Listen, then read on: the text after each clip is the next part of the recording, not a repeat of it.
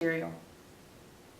Of course, when we say something like it's a portal, it's a culmination of 8 years of work, etc., etc., it's not a light switch. It doesn't happen immediately. It doesn't happen instantaneously. It doesn't happen the same for each of you. It comes across in a way that gives you the opportunity to know, look, something's happened, and now it's almost an adaptation to that happening.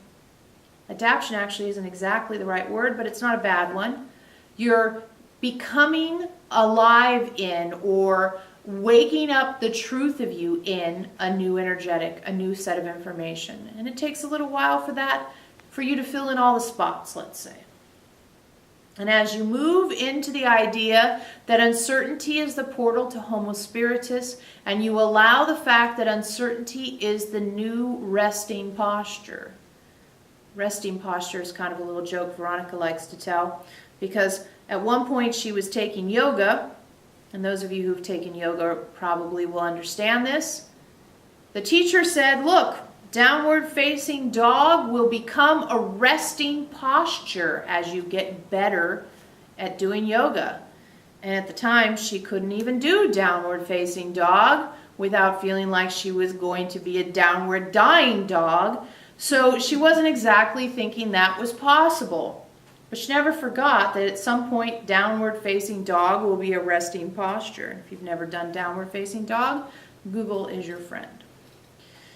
In the meantime, what we're saying to you is that uncertainty becomes the resting posture in a similar fashion. The idea that something that previously has felt impossible, difficult, challenging, becomes actually the place that you yearn for, the place that you seek out, and the place that you abide in a new way. We never got to find out if downward facing dog becomes a resting posture for real, but we'll take the teacher's word for it. And we certainly know that the position of uncertainty becomes maybe not a resting posture, but it certainly becomes a place where you can abide. And as Veronica shared earlier, you can seek out. It uncovers the places that you're hiding from yourself when you seek out uncertainty. Because see, uncertainty as the portal to the moment, as the portal to Homo Spiritus, has been a place that you have not searched for, you have not exactly experienced in a comfortable way. Why do you want to be in uncertainty when it's discomfort? Well, part of why it's been discomfort is just training, and you're teaching yourself a new relationship to it. And part of the reason it's discomfort is because it exists in the moment and no other place. And in the moment, you've been trained not to be there either, because you're always looking to the past and the future to help yourself feel safe. So, uncertainty is a little bit like the elephant in the room. You kind of know it's there, but I don't want to think about it. So be really, really aware that as you're going about your day, that you don't sort of see uncertainty and shy away from it habitually, but you see uncertainty and say, oh yeah, come here closer. I want to really take a good look at you with both hands. Pull it close. Because it will continue to give you opportunities to uncover places within yourself that you have not visited, you have not shined the light of consciousness, and that you have not experienced fully. Look for uncertainty, for that will be the portal. Uncertainty will bring you into the moment, and uncertainty with the moment will take you into Homo Spiritus on the path to ascension. Because it's going to uncover the places within you that you have hidden from yourself or you've been unwilling to look at. And that's two different things. You may know it's there and not want to look at it, or you may just blatantly hide it from yourself and be unconscious that it's there.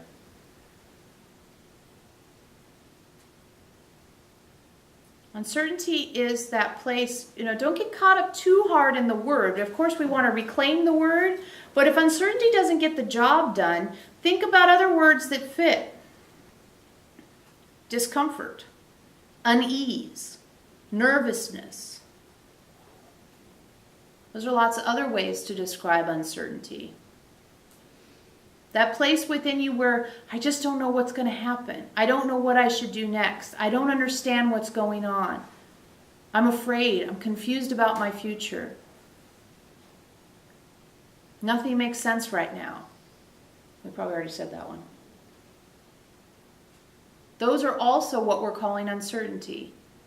Those places where when you're in them, you're in discomfort and you look for a lifeline, and the lifeline you look for is the answer rather than looking for the possibilities. And what we're hoping to help you learn to do is that when you find yourself in uncertainty, to recognize what that truly means is that I'm in infinite possibilities. Because I'm allowing myself to exist in a place that's not demanding limitation, but is instead offering me access to unlimitedness. Okay? That's really what we have for you. That's really who and where and what you're doing. You're in a position where you're going to find it more and more and more and more peaceful, blissful, and serenity to exist, to abide, to recline, to relax into a position where uncertainty is a comfortable idea, where uncertainty is a place where you can say, oh, this means possibility. And then when you're comfortable in possibility, see, that's another thing we haven't really addressed. You're not necessarily comfortable in possibilities. Because possibility says be big. Possibility says nobody can tell you you can't. Like Sasha said earlier, possibility says I'm not in lack. Possibility says, oh, you mean all that could happen? So there's another way to look at uncertainty. If you don't like the word uncertainty, use the word possibilities. Oh God, do I feel safe in a bunch of possibilities? Or do I just feel confused and overwhelmed with options? Does possibilities make me feel excited, safe, comfortable, dynamic, alive, invigorated, peaceful, blissful, like I'm in serenity?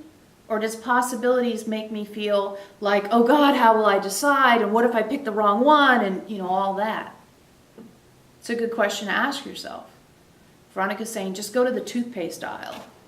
She's got this thing. There's you go to a regular grocery store and there's 50 kinds of toothpaste. She's like, why are there so many possibilities? It freaks her out. So there you go. Does it freak you out that there's 50 kinds of toothpaste, or is it cool? It's a funny example, but it's true. If you got 50 job offers, how would you feel?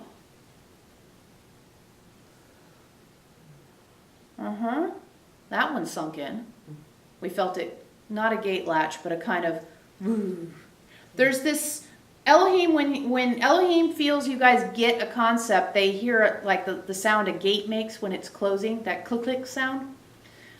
Tonight, what you guys are doing is, as this starts to make sense to you, we literally feel it going deeper and deeper into your body.